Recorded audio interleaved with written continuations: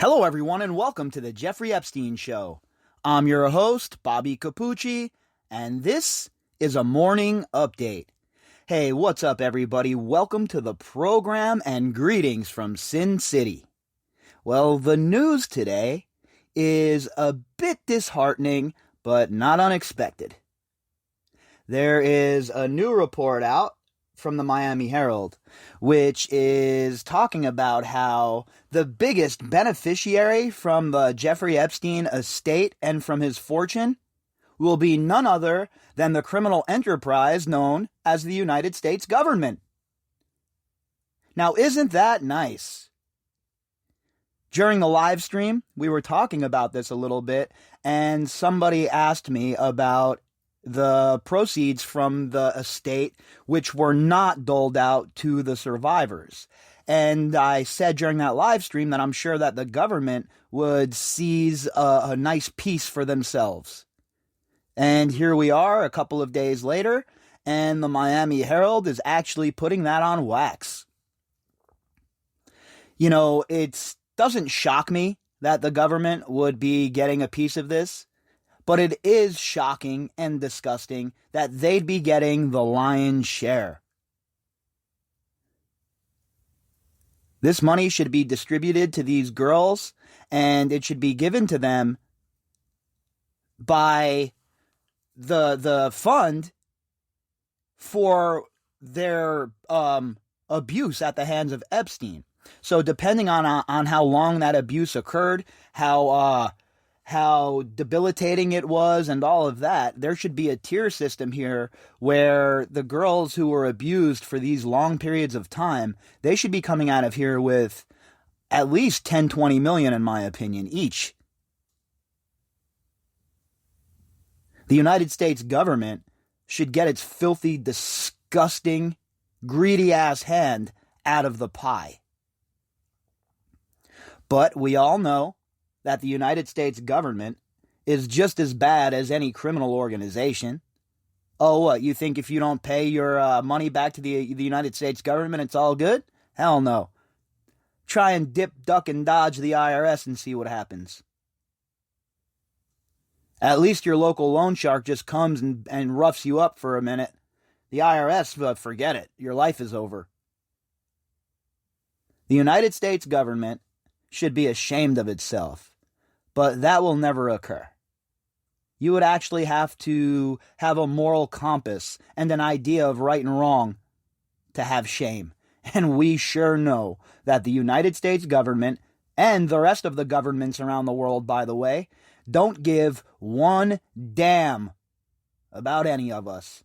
And that's just a fact, folks. That is just a fact. And to see here that the United States government is going to get the lion's share of Jeffrey Epstein's estate is literally, physically sickening to me. All right, let's jump into this article from the Miami Herald, and let's see what the author, Kevin G. Hall, has to say. Headline: Biggest cut of Jeffrey Epstein's fortune goes to a non-victim, the U.S. Treasury. So it'll go back into the United States Treasury, who, in my opinion, doesn't deserve $1 of this money, considering their shitty behavior, the federal government, throughout all of these years. That should preclude them from getting one single dollar. Okay? So this money will go back into the Treasury, and then it'll be spent on what exactly? Claiming that people from Wall Street bets are domestic terrorists now too? Everything is completely backwards these days. And these scoundrels in government around the world, they just keep on pushing the envelope. An age-old adage has it that the two certainties in life are death and taxes. Disgraced financier, pedophile, Jeffrey Epstein died in 2019, and the second inevitably occurred late last year when his estate paid $190 million in estate taxes to the U.S. Treasury Department, newly released documents show. $190 million in estate taxes. Well, that should have just been covered by Leon Black's money that he gave to Epstein. What, $158 million? Pocket change, right? They should have that sitting around as pocket change. Lawyers for the Epstein estate, being settled in the U.S. Virgin Islands, filed a 20-page accounting report on Monday for the final 3 months of 2020. So, $190 million out of the original $634 million, right off the bat. Chop it up. We're taking it. We're the government. They could have waived that. They could have easily put a waiver out and said, we're just going to take the money that it's cost to prosecute. That's what we'll take to cover the cost for the taxpayer. But no, they have to have all $190 million so they can waste it on other dumb shit, huh? Because we all know the bureaucracy that the United States government is one of the most wasteful spending machines in the history of the world. Lawyers for the Epstein estate, being settled in the U.S. Virgin Islands, filed a 20-page accounting report on Monday for the final 3 months of 2020.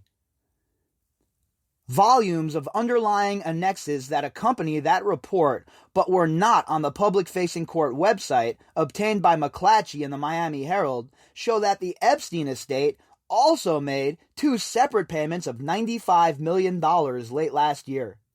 Representatives for the estate confirmed the payments were for the estate tax, what some call the death tax. So, again, Uncle Sam's out there, hand held out wide, let me get my dough. I want my cut, even though they didn't do their job. Even though the federal government failed these survivors at every turn, they're still at the trough, fattening themselves. They're still wetting their beak at both ends, like usual. McClatchy and the Miami Herald also learned that Epstein's 2008 Gulfstream G550 sold late last year for $10.6 million, considerably below the original asking price of above $17 million. And we talked about all of that. Epstein's assets they were all going to take a haircut, right? There was no way anybody was going to buy the house for market price. Nobody's going to buy this jet for market price. They're going to leverage the situation and try and make it so they get a better deal. That's what happens. That's the way the market works. And the people that are buying these things, well, they have big dough. So they're going to show up with 10 million cash and they're going to say, look, we got 10 million cash right here, right now. Take it or leave it. And the estate, well, they took it. It was purchased by a company incorporated in California in December called N550GP LLC. The corporate documents show an Ontario, California address and were signed by Julian Gonzalez, who works for a home builder called Frontier Communities. Well, I really don't see how that matters one way or the other, honestly. Who bought the plane? It's a private citizen or whatever. That's cool. Have fun with the plane, buddy. You got it for the $10 million. Got a good deal. Great. That's $10 million more that's in the kitty for the survivors.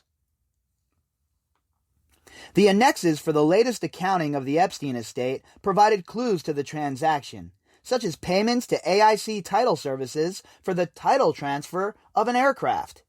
Frontier officials declined to comment. The FAA confirmed that N550GP LLC filed registration paperwork for the jet on January 6th. So even though that they didn't comment, they filed the paperwork, obviously, for the jet, and they obviously are in possession of the jet now over at Frontier. Over the years, the jet had become known as the Lolita Express, reputedly used to ferry young girls to Epstein's private hideaway in the Virgin Islands. I mean, I don't know how anyone could buy this plane and get in it and fly around knowing what occurred in it. I mean, I would have to rip out every last fabric of carpet, every last thing on the inside, completely gut it and remodel it. Leave it as a shell and remodel it. That is the only way. But even then, flying around in this plane is just, I don't know who the hell would do that. Buried deep in the documents was a single page that referenced the two payments of $95 million to the Treasury Department. It's just, it's sickening, right? It really sickens me that the United States government is so defunct, so backwards, so corrupt. All this money the United States government piles in and brings in gets shipped out and spent even quicker.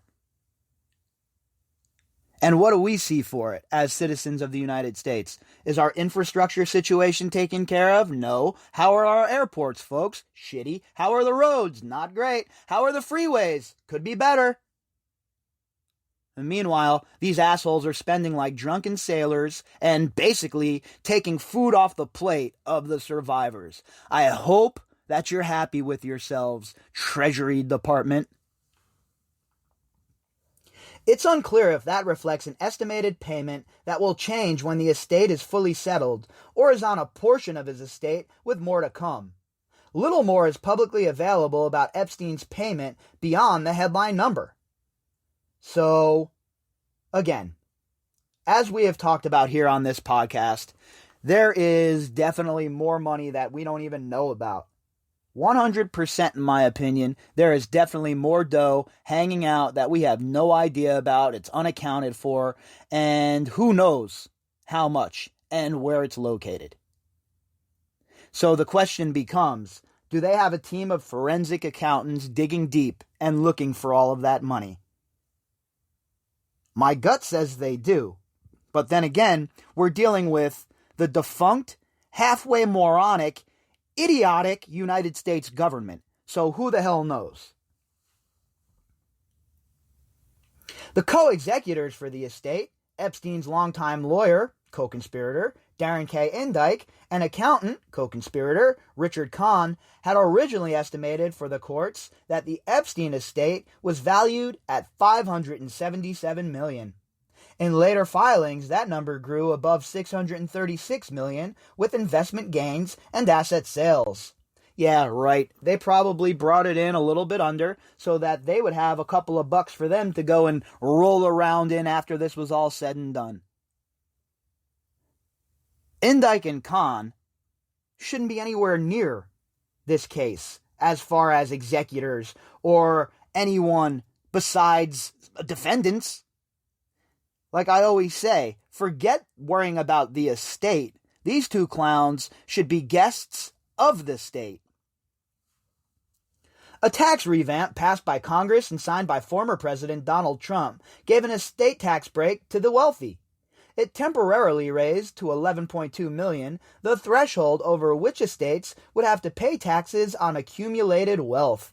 You know, it's always a little hookup for the rich, right? Oh, trickle-down economics. BS. Alright, it doesn't work. Sure, it sounds good. Sure, it looks good. But crony capitalism gets in the way. And unless you regulate these scumbags in the financial district, the financial sector, then you're going to have runaway corporate crony capitalism. And that doesn't do anyone any good except the super rich. Just take a look at the transfer of wealth in the past year, folks. No more really needs to be said. You could have an opinion, but the facts bear out. The absolute heist of the middle class around the world is on. And these elites are laughing all the way to the bank.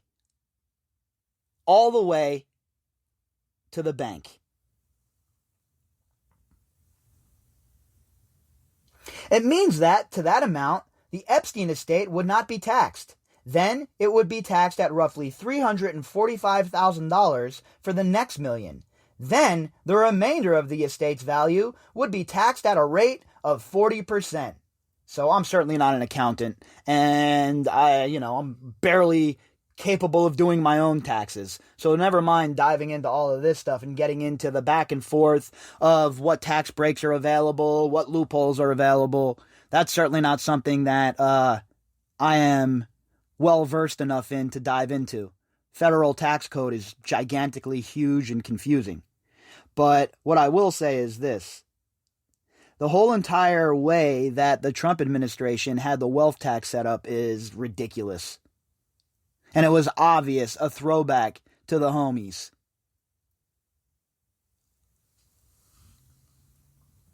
A back-of-the-envelope calculation using the temporary increase in the threshold and the 40% rate would put the Epstein's estate value at about $485 million, less than the original $577 million valuation. Crazy. It's crazy to think that the United States government is going to come out of all of this with the lion's share of the dough, considering their huge role in this going on for so long. Their inability to stop Jeffrey Epstein. Their inability to have employees who work for them who do the right thing. And they think that they should profit on this from the back end? Hell no. But there are numerous potential reasons for the difference, including whether Epstein left an earlier designated inheritance to his brother, Mark Epstein, or anyone else, or had taken any number of measures, such as employing a choice of valuation dates to lower his tax estate burden. Again, we don't know. It could be a lot of that stuff, right? None of that has been brought to the forefront yet. So we'll have to wait for more information about how the will was broken down, the estate was broken down, etc., etc. Now, as far as Mark Epstein, his brother, goes, I don't know how Mark Epstein could avoid being dragged into a RICO case here, considering they were in business together, they owned stuff together, the building, etc., etc. You mean to tell me all of that was made with good money, huh? All of that was built with good money. No ill-gotten gains were used for any of that stuff, huh? Okay, well, prove it.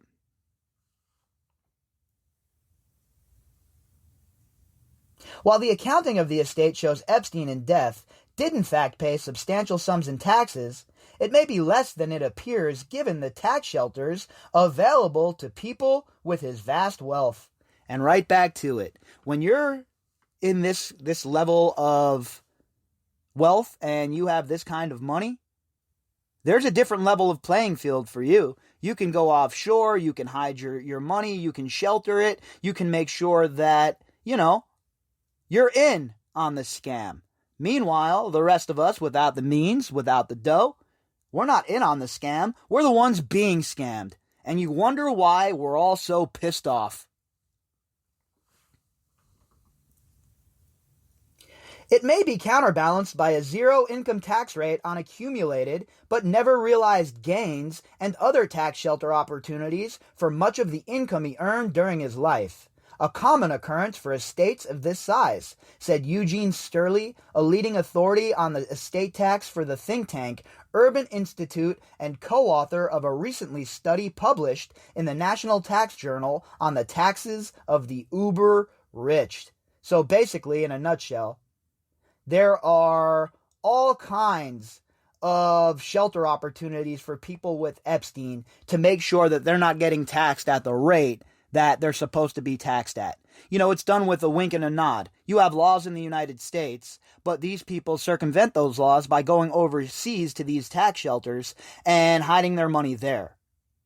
And that's what we're witnessing with Epstein, obviously, and with pretty much all of these scumbags in the financial sector. Investment income is taxed at the rate of capital gains, much lower than the tax rates on wage income for high earners. And over the past 2 decades of his life, Epstein received a generous tax break from the U.S. Virgin Islands Economic Development Authority that reduced his tax burden in exchange for pledges of local hiring and revenue generation.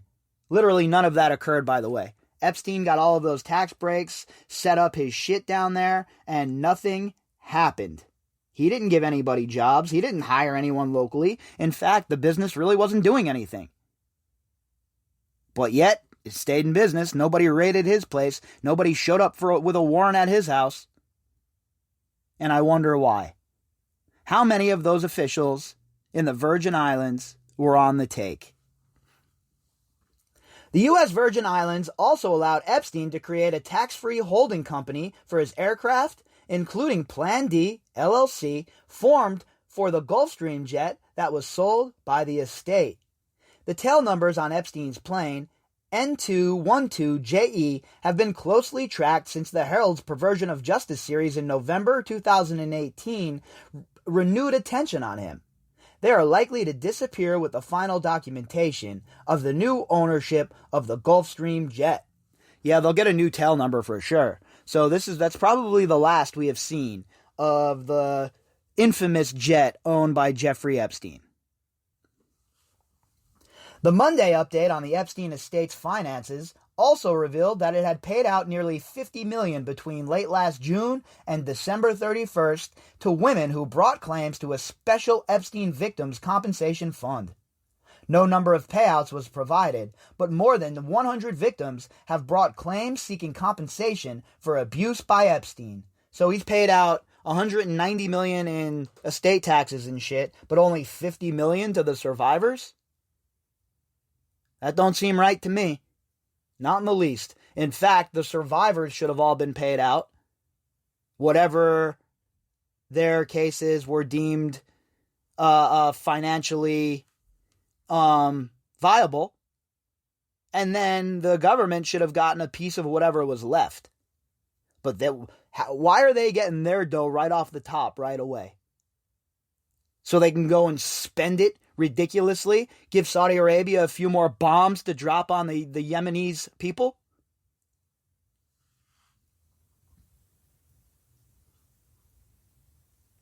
It's just, folks, it's at this point where